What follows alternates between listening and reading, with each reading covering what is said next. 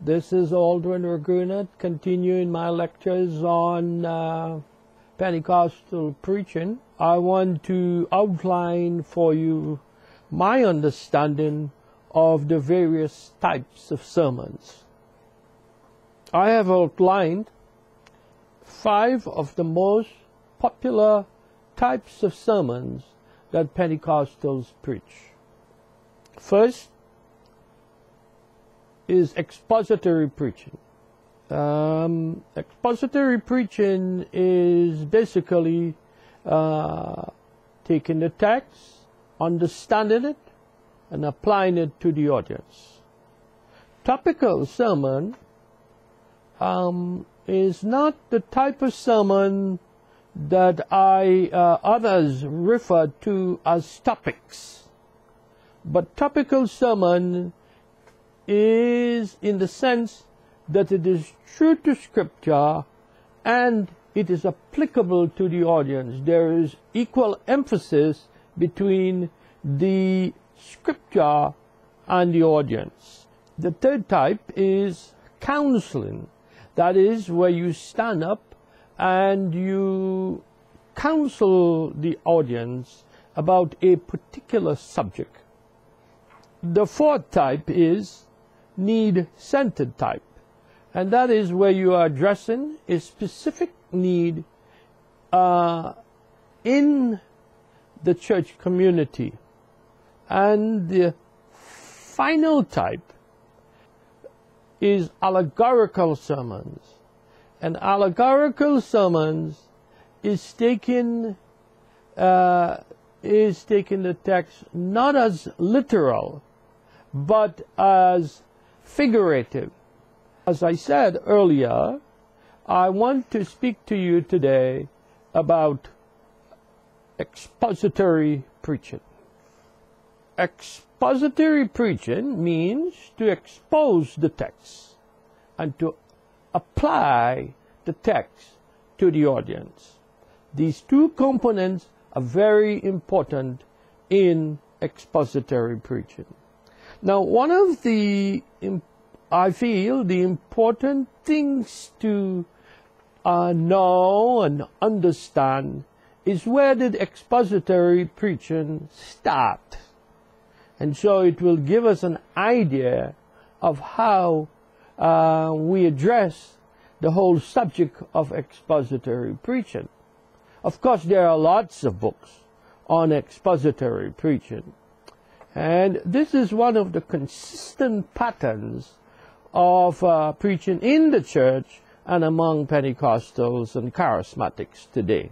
It appears to me when the children of Israel went down from the Promised Land to Babylon, it appears that the synagogue started.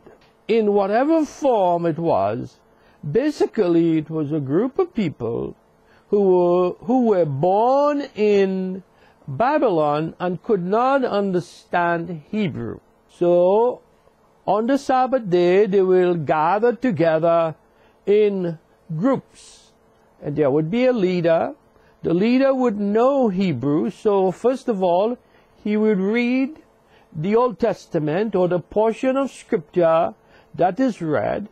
Then he will explain what the Scripture means in its context. So if he's talking about Psalm 1, he then will explain, translate the psalm into the language of the children of Israel. And then he would try and apply principles from that particular psalm to the audience. So there are 3 things that we find in the origin of expository preaching. There is translation from the original language. There is explanation of what the text means.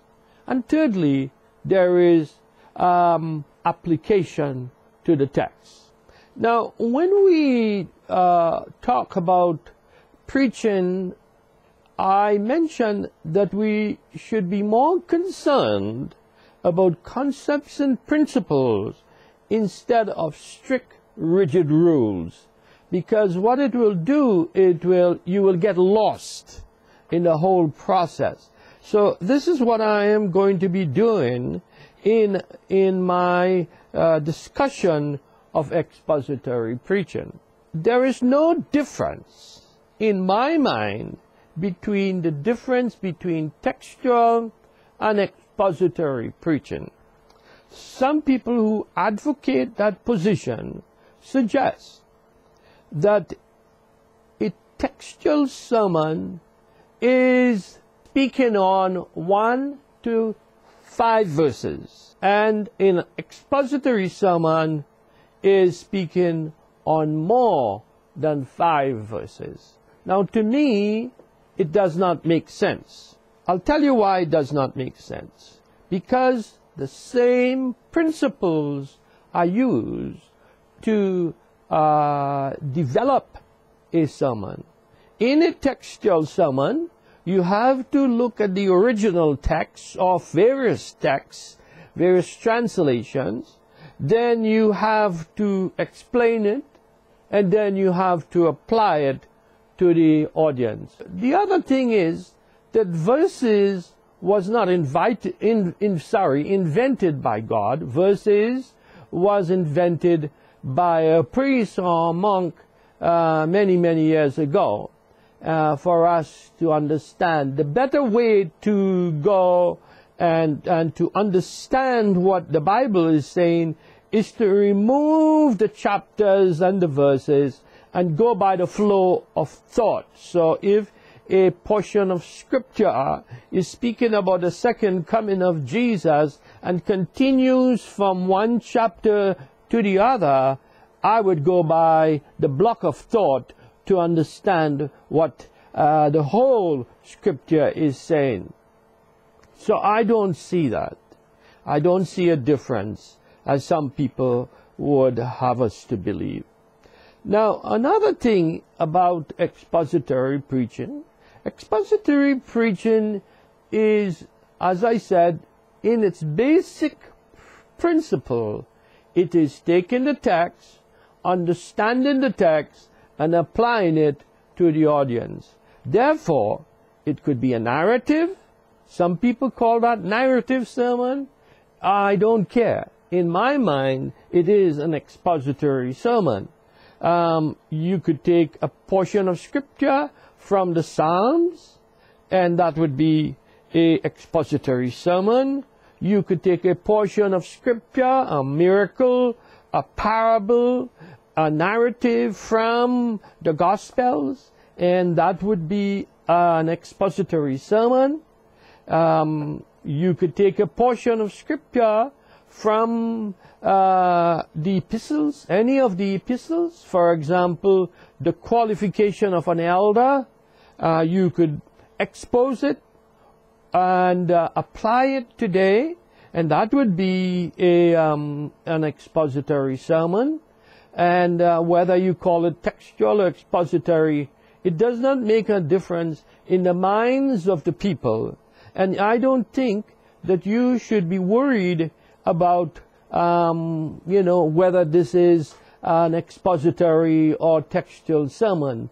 The main idea, as I have been trying to say, is to take the text, try and understand it, and apply it to the audience. It also could be from the book of Revelation, or any number of books from the Bible. Now, when people talk about expository preaching, it is probably right to emphasize exegesis. By that, we want to understand the grammatical structure of the portion of scripture you are reading from. And the best way, of course, is to look at the original languages if you have a grasp of the original languages. And that way you could read commentaries also and get an understanding. I think also you need to understand the culture of where that text comes from, or what it represents in that culture. For example, the marriage supper. What does the Jewish culture refer to as a marriage supper, and how that is used in Scripture? So you need to understand the culture. I would say you also need to understand the language of the text. For example, preaching a narrative or a story, as in the call of Abraham in Genesis 12, and in trying to preach from the epistles, is two different set of grammatical rules apply. But for the sake of simplicity, let me say that if you do not know Greek or Hebrew, it will be worth your while to understand and try to learn Greek and Hebrew. Let me remind you that one of the greatest preachers of the church, Augustine, who was a professor of speech, did not know Hebrew, and he hated Greek. Yet he wrote the first book on homiletics, and he stands out as a great preacher and expositor of the church. Does that justify us from not studying Hebrew and Greek? No, it doesn't justify us. We should do our best as servants of the Lord. But I'm trying to give you an idea, and I'll say different translations would help if you do not know Hebrew and Greek. And if you are English-speaking person or another language, try and get 2 or 3 different translations and see how they translate the same verses in the Bible. Then I said that expository preaching is the most consistent pattern of preaching in the church. And we'll come to that later on and explain what I mean by that. Of course, for 1,000 years, allegorical preaching was the dominant form of preaching in the church. However, that is discontinued today, and people are looking at the text as it is. Then one of the other things I discovered is that a preaching on a subject can also be an expository sermon. Because if you do the exegesis for every major point, you are doing the work for an expository sermon. I developed a sermon on heaven, looking at the book of Revelation, but one of my points is from the book, one of the epistles, where Paul talks about we only know in part, but then we will know as we are known, and we'll get to know Jesus fully. So I do not see the problem in trying to preach only from one text. Ideally, that's a very good idea, whether it's a textual or what people refer to as a textual or expository. And in this case, I am saying it could be a subject. I do not see a problem whatsoever. The important thing is preaching the text. The second thing is the application of the text.